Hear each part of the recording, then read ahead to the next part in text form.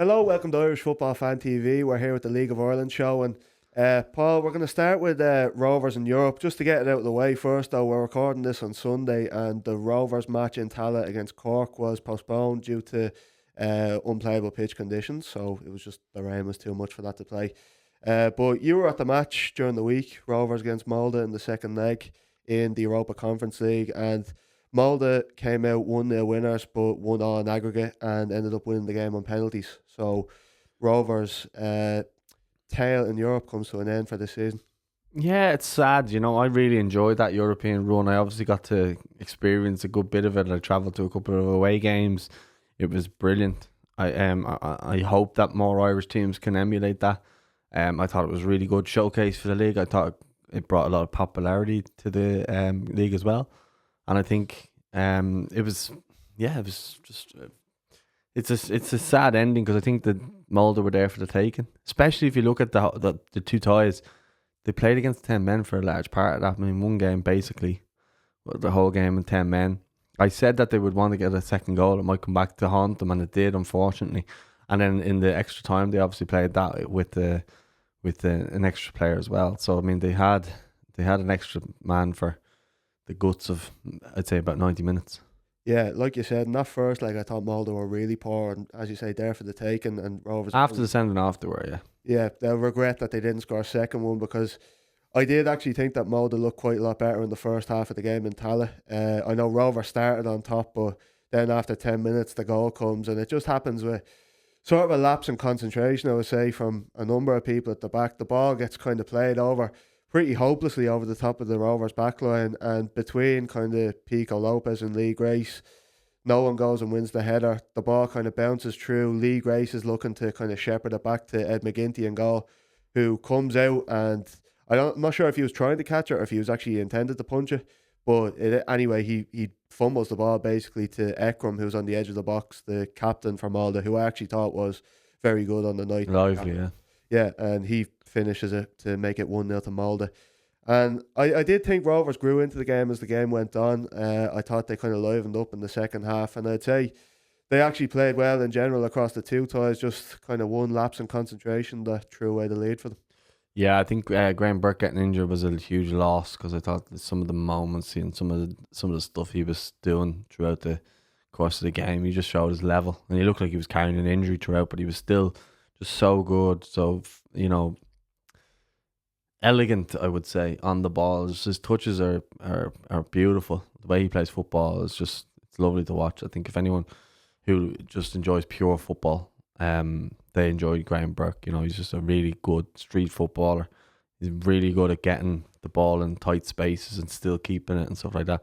So I thought when he went off and Aaron Green came on, I thought they lost a little bit of that maybe kind of finesse or that nous on the ball a little bit, because obviously Green's quite a hard working sort of player, but he's more of a get on the end of things. He's not going to create sort of things like that, whereas obviously Graham Burke would create chances. And don't forget, Shamrock Rovers probably should have had a penalty for the foul on Aaron McAniff after a great ball by Graham Burke. He played in McAniff, he took the shot, and after he took the shot he got smashed by the keeper and the ball was cleared off the line. So I don't know how it wasn't given as a penalty. So again, how's your look? I didn't think it was a penalty, to be fair, because I think you see that in a lot of matches where a player kind of gets the shot off and the keeper's there to make the save, obviously, and then the player crashes into him. I'm not sure, really. I know you're hard done by as a Rovers fan in that situation where you're thinking, how is that not a penalty? Because there's been contact and, the ball's gone past him. But once you get that shot off, the advantage, that essentially is your advantage played. And I'm not really sure what the keeper is supposed to do there. If he's supposed to disappear out of the way after spreading his body to make the save. You thought it was a penalty, obviously. I thought it was a penalty, but there was a bit of disagreement on the broadcast about this. There was a fairly kind of heated debates on it at halftime. Yeah, but look, I just thought that they should have had a penalty, in my opinion. I think we'll leave that one onto the comments, because we're just sitting here arguing all day otherwise. But I thought it was a penalty. I thought Rovers were hard done, but I did think it was great to see players like Michael Noonan, and I'm not going to try and say his second answer. I'm just going to call him Victor. I will get better at saying his name as the season goes on, but what a player he looks like. He came on and he's just gone 16, not in January. Yeah. and he was just ridiculous. He was so good. He was getting the ball. He was brave. He was running at the Molde players constantly, and never took a back foot. Like, he always just kept going forward and kept trying to get on the ball, kept trying to make things happen. So I think a lot of people were coming away from that stadium thinking, going, the Rovers have got two really top talents there. And again, how good is that to see in Ireland, that we have players that we can watch week in, week out now, that we know are going to be like, they're going to develop into really good players. Like, for example, today, obviously the Rovers game got called off, but 3 lads of my football team that don't go to the League of Ireland games, they all bought tickets. One bought ticket with all his kids, and they were going to go to that match. And obviously, it's disappointing that the game didn't go ahead. We've had a few little faults like that lately. That's really frustrating. The lights in Tolka, then obviously today calling off the game so late, and you know, you have to feel for the Cork fans there travelling up, and now they're going to have to travel back and everything like that. You would hope that something will get sorted there to kind of help that out, because like, that's ridiculous calling it off so late. But the key point I want to make in there is, like, now people are starting to appreciate the League of Ireland and the talent that's on show and what's, you know, on their doorstep. And like that, when I saw that in the group today, I was delighted. I was like, this is brilliant. It's great seeing lads wanting to go to League of Ireland games, and almost the League of Ireland is cool now, where it hadn't been for so long. So now, like, I'm hoping loads of people jump on this bandwagon. I'm hoping loads of people don't say, oh, the League of Ireland is ours. We need to get new fans. So we need to get new fans in. So the more people that want to come to League of Ireland games, the better. But that's, as Stephen Kenny said during the week, we can't be getting to a stage where we're turning people away because we don't have the infrastructure to let people come in. So that's what's my little kind of thing on that. But yeah, I just think it's great to see now people are appreciating live football, and, you know, and young people as well. So it's not like old people. So you're bringing young people in, you're going to get fans for a lot longer than older people or whatever, you know. And then hopefully they'll go on to bring their kids when they end up having some. Just to touch back on it as well, just in the second half of that Rovers game against Molde, I thought they're quite dominant without really creating too many chances. Yeah. They did fashion one chance to Graham Burke that he missed on the volley. It just wouldn't fall from, really, and I think that was the moment that he did pull his calf. So I thought he should have hit that quicker.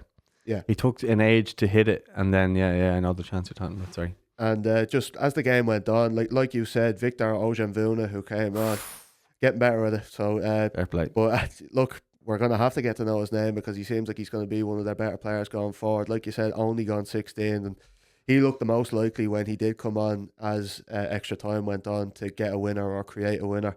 Also, Corey O'Sullivan playing on the right wing, and then was he not on the left? He was on the left.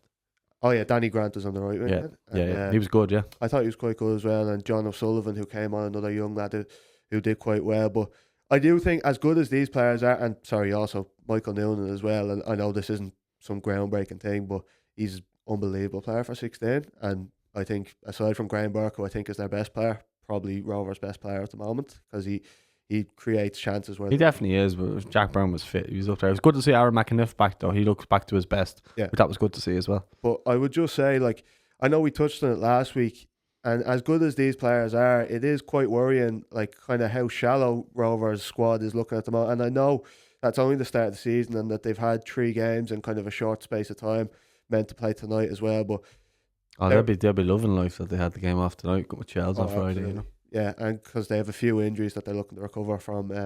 They've loads of injuries that I think they'll have back. I don't think there's been a good few that are minor injuries. Like, I think Mandrew will be back soon.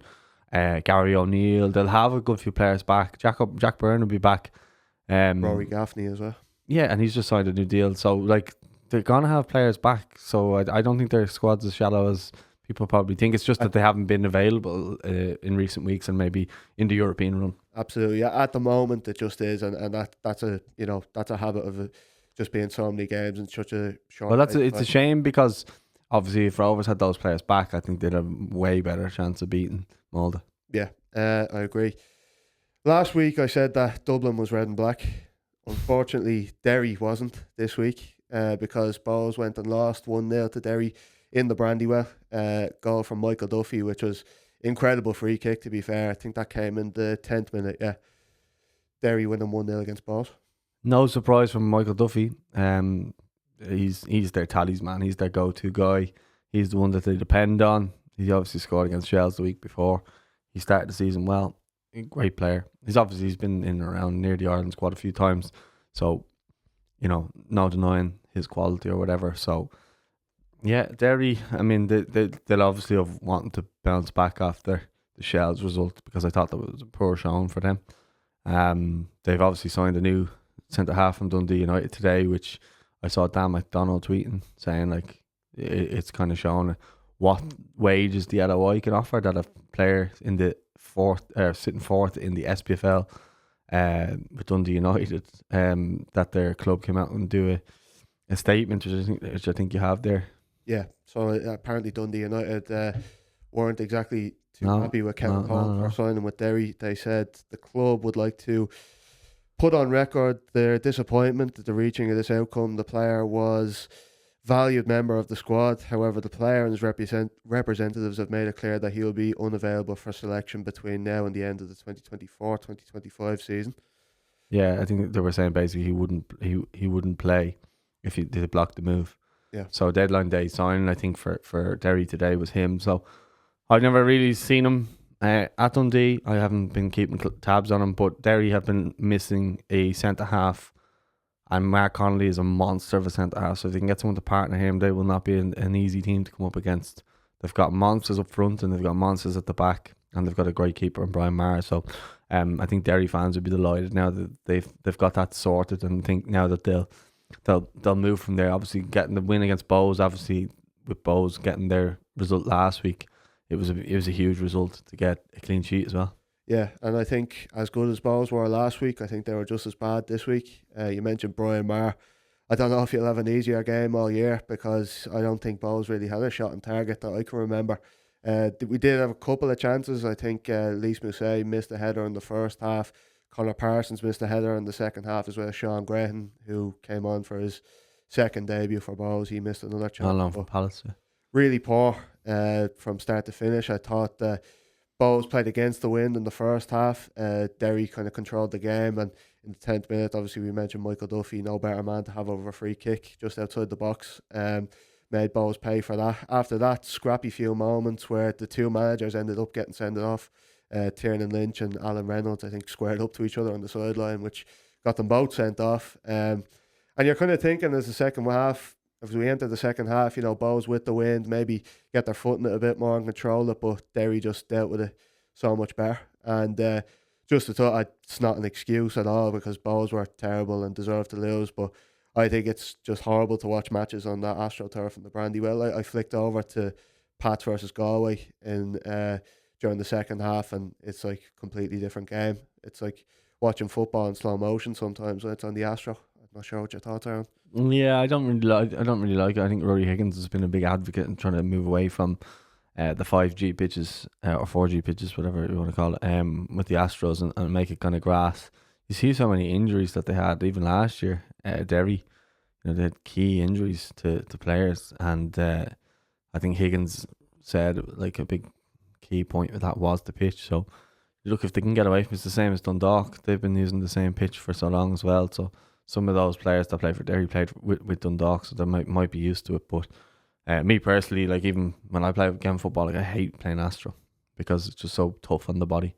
And it's not good for opposition, but it's also not good for Derry. Like these great players like Michael Duffy, Adam O'Reilly, Patrick Hooban, they aren't able to show what they're truly capable of. Patrick McElhenney as well, like when he was there. I think he struggled a bit, with injuries, and I think that's probably a key reason to it as well. Yeah, so hopefully that'll be looked at, but good week all in all for Derry, who get back on track with a win.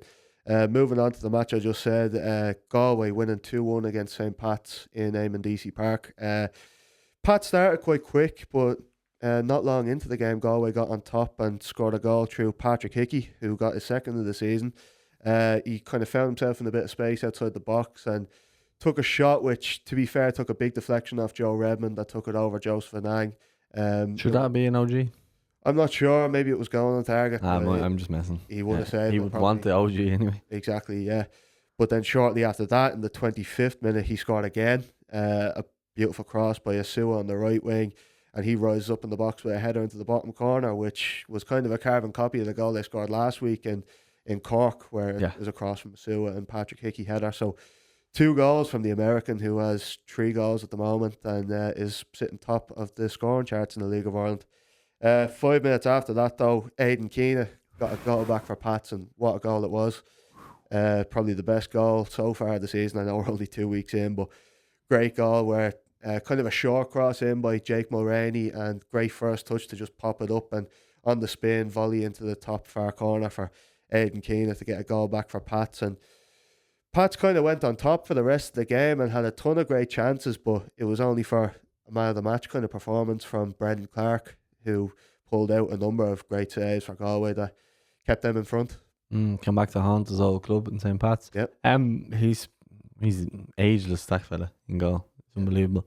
But I think Keena's goal, like that ball was whipped in at like a really like high paced ball by Mulroney. It wasn't like just a standard pass. He whipped that like a free kick into him, and his first touch is outstanding, and then his second touch is even better.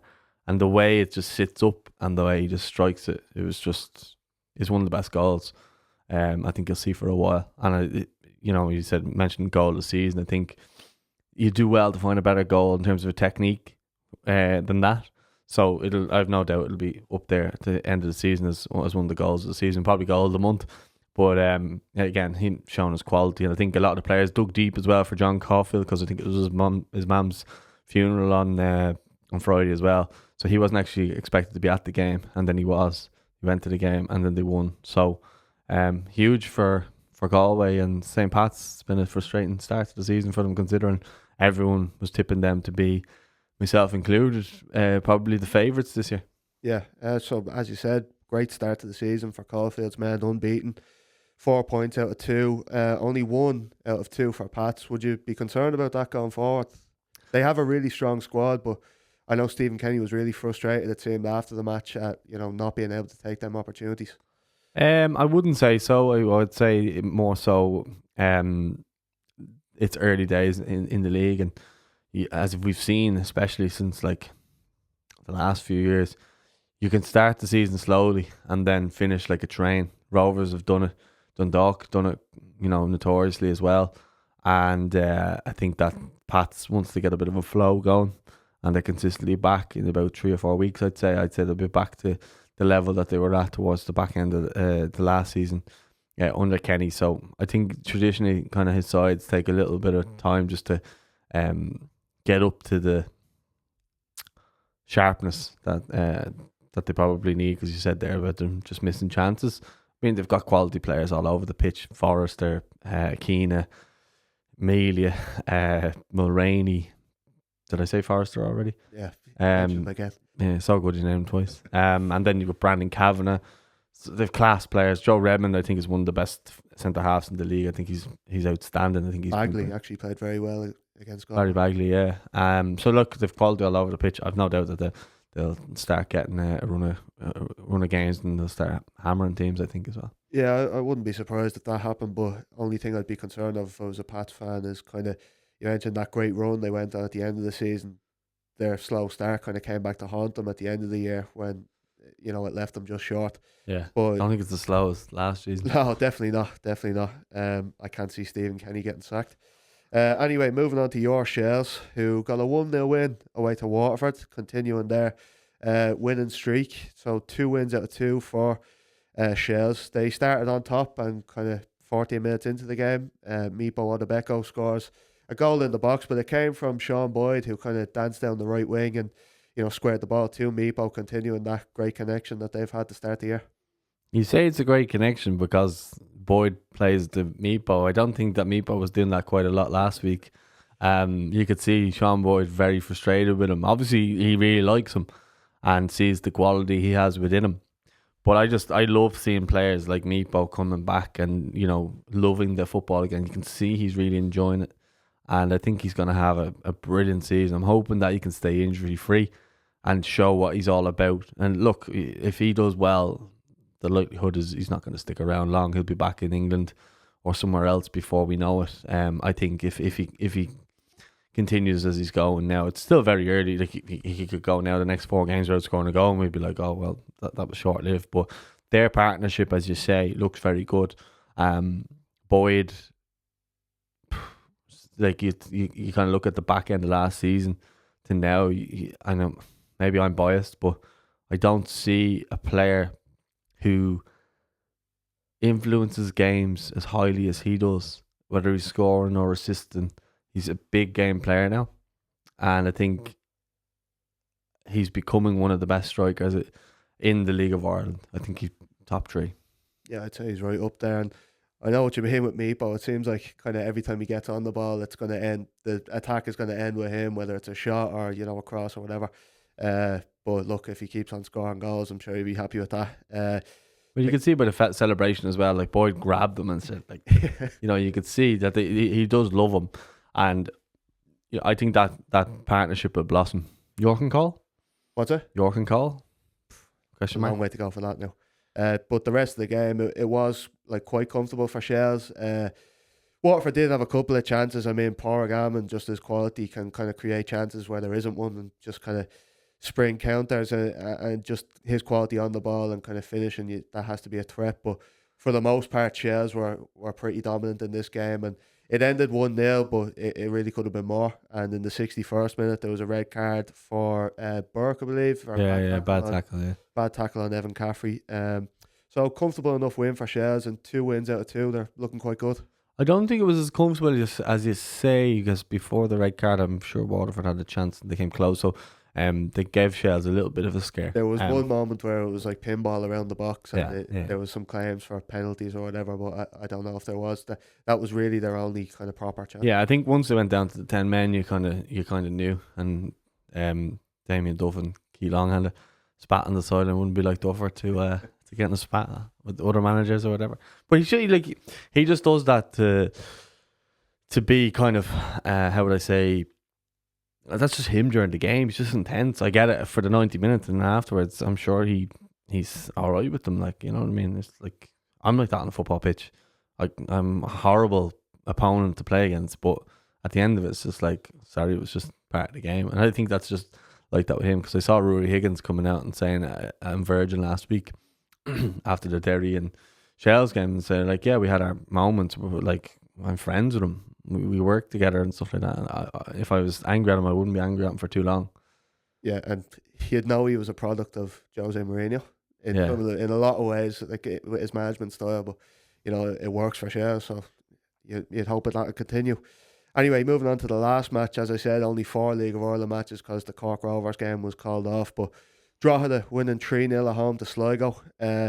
Great win. Yeah, and they were on top. They're great value for the win. They were on top pretty much the whole first half, and the breakthrough came in the 41st minute with a goal from the new man Josh Thomas, who was found in the box by on loan from Swansea. Yeah, who was found in the box by Shane Farrell, who I actually thought played quite well in the middle, like breaking up attacks and sparking counter attacks. So a well deserved first goal. Second goal came in the 74th minute. A goal from Darren Markey opens his account for the season. That was a nice goal. Pulled back to him, and he just arrowed it into the corner in the box. Yeah, lovely run down the right wing by Warren Davis and square to Markey. And then 93rd minute, the third goal came from Luke Heaney just to get one more for Drogheda. And really disappointing start to the season for Sligo, conceding 6 goals in the first 2 games. Really kind of looking, fragile at the back. Like, there's no more Nando Poinacker, no more Ed McGinty in goal. Looking quite weak at the back, but a great result for Drogheda. Yeah, I think firstly on Drogheda, I think Kevin Doherty came out last week a bit annoyed about the St. Pat's and being rode off or whatever. He's like as if we've never played the game or something at times, And I can feel his frustration, but I can also see why people say certain things as well, thinking that that Drogheda will struggle. Obviously, he sees them on a more regular basis and whatever, what have you. So. It's they look really good, Drogheda. Like they to go and beat Sligo 3-0, and it was convincing, So I think that if they can continue in that sort of trajectory, I think they'll be okay this season. But again, it's 2 games in, So we can all be kind of guilty of getting carried away a little bit as well. Yeah, and he'd never say this, obviously, but that's what makes Kevin Doherty such a good manager in the first place, because on paper, this squad is a squad who probably should struggle in the league, but he just seems to get a tune out of them that, is unmatched. Like last season, we seen how many times that, some of the big clubs go out to Drogheda and get an upset loss. So he just seems to find a way to get them playing. And for Sligo, for a team who you would think, two teams who you would imagine would be near around the bottom of the table towards the end of the season, losing 3-0 like that has to be a concern going forward. Yeah, but Sligo have done this before where they've started seasons really badly and then come back and think they got in Europe. So the league is mad because anyone could beat anyone on their day. And I think all the teams now are full-time as well. Like Drogheda are now full-time as well. So anyone can beat anyone on their day. And if you're not at it, the weaker teams can come back. I think Sligo will show something the next couple of weeks and remind people that they are still not a bad side. Like they might be down near the bottom this season, but they'll still be a bit like Drogheda where they'll take points off teams. They always kind of have like a surprise player in their ranks, I always find. So I'm kind of looking forward to seeing who that surprise player is generally, because they always have one or two. And they do have a couple of interesting players there that you would say have a lot of potential, but like you said, it's hard to really make any long-term projections about the league after 2 weeks. Kind of just, it's a guessing game at this stage. Like we'll see in a couple of weeks' time maybe, and we'll make some judgments then. But hard to really judge teams off results in the first 2 weeks. Before you wrap up, I want to talk to you about Stephen Bradley's comments during the week, which I thought was big for a manager and the platform that he was on at that point to say what he said. There was a lot in it, but basically between the Colin Healy stuff, which we don't need to get into, but in terms of at the top, he basically said the people that run don't know what they're doing, and I think Damien Duff echoed that the FAI has been the problem child all along, or something like that. Yeah, he was targeting. He had comments targeting first Hamer Hallgrimsson for his comments saying about players needing to leave the League of Ireland to get into the national setup, and then also I think he had comments targeting Mark Canham for his kind of handling over the Colin Healy stuff, but kind of the FAI more generally over the last couple of years. First on the Hallgrimsson stuff, I'd agree. Like I think it was a ill-timed, kind of comment from Hallgrimsson. I know there is a bit of a language barrier, I suppose, but I don't know if it's an excuse for that, because I think although there might not be a player who's banging on the door right now to get into the Ireland setup from the League of Ireland, that's no reason why there shouldn't be in the future. Like, what if Michael Noonan continues his run of form here? I know he's still only 16, but geez, the way he's going right now and the form he's in, you wouldn't put it past him. Players in the past like Graham Burke, Jack Byrne, James Talbot, have gotten into the Ireland team through the League of Ireland, and that's off merit. That's not just kind of a charity here, have a cap or whatever. That's from their performances in the league, and I think the league is growing so much and getting to a stage where it is kind of undeniable, the level. And I'd say it would have been more frustrating for League of Ireland fans in the past when maybe we're bringing in players from League One, sometimes even League Two, and you're thinking, how can that not be a place for a League of Ireland player to come in? I don't know if that's the case right now, because we do have a lot of players who are kind of in the Premier League, Championship, playing across Europe, who are doing quite well. There is quite a bit of competition for places, so I wouldn't say it's like a really pressing issue at the moment, but I'd still agree with Bradley on the principle of it. Like, there's no reason why a League of Ireland player shouldn't be able to make the national team.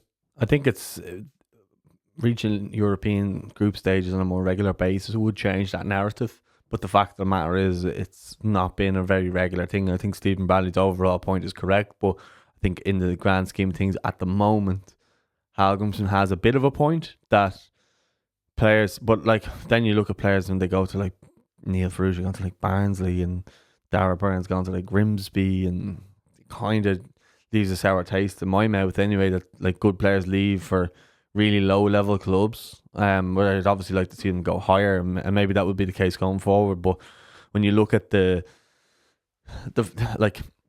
league is obviously getting better, the quality of football is getting better. We're getting a lot of players being brought over on loan to develop in the League of Ireland, so we are seeing a better level of players. You think of someone like Will Jarvis, for example, coming over on loan. Like, he basically for half the season was winning games for Shells, you know, before he obviously got taken back by Hull. But it's that type of thing where as the league develops and more kind of players come in like that, then you could see them potentially getting capped. But we need to be getting European group stages on a regular basis, I think, for that to be a norm or justified that a player can be called into. Like Jack Byrne, for example, was an exceptional talent and a young player coming through, that it was no surprise that he was getting kind of linked back to play for the national team, and he did play for the national team, and Mick McCarthy signed him because he showed signs of how good he can be. But then you're looking at, say, other players who maybe deserve the cap and never got in, like Michael Duffy. Pat Hillman in his prime. Yeah, well, like if Shawnee Maguire was getting it at Cork and then he moved to Preston, as soon as he moved to Preston, he got called up. That's the one that stands out in my mind, where he's been scoring goals for years, winning leagues for Cork, and then the second he moves to Preston, all of a sudden then he's eligible for a call-up. It just kind of the golden flight, they call it. Yeah, so it was more of a kind of, I think it was more of a pressing issue back then with all these players who were in their prime. I don't know if there's a player right now who's really banging on the door. I would agree with you there, yeah. So, but someone like Mipo, maybe in a couple of months' time, you might say, should he be called up? And that would be an interesting one. Yeah. So, yeah. But he also spoke about kind of having League of Ireland players playing for Ireland, as in like in friendlies and stuff like that. Yeah. So it wouldn't be so if you're Nathan Collins, it would be like I don't know, Jack Byrne and these types of players, or you know, great idea to be Matt Healy or something. He looks like a good player as well, by the way. Absolutely. That does it really for the show. So that's it for the League of Ireland show this week. Join us next week for week 3. We'll review those games, and make sure to check out our Irish Abroad video. Check us out on social media as well, and please like and subscribe. So that's it from us. See you next week. And that's a wrap for this episode of the Irish Football Fan TV podcast. Thanks for tuning in and being part of the conversation. Don't forget to subscribe to the podcast on YouTube, Spotify, Apple Podcasts, and anywhere where you get your podcasts. And give us a follow on social media for all the latest updates, interviews, and fan reactions from the world of Irish football. If you enjoyed today's episode, be sure to leave us a review and share it with fellow fans. We love hearing from you, so feel free to drop your thoughts and questions in the comments below, or hit us up on Twitter, Instagram, Facebook, or TikTok. Until next time, keep the green flag flying high, and we'll see you on the next episode of the Irish Football Fan TV podcast.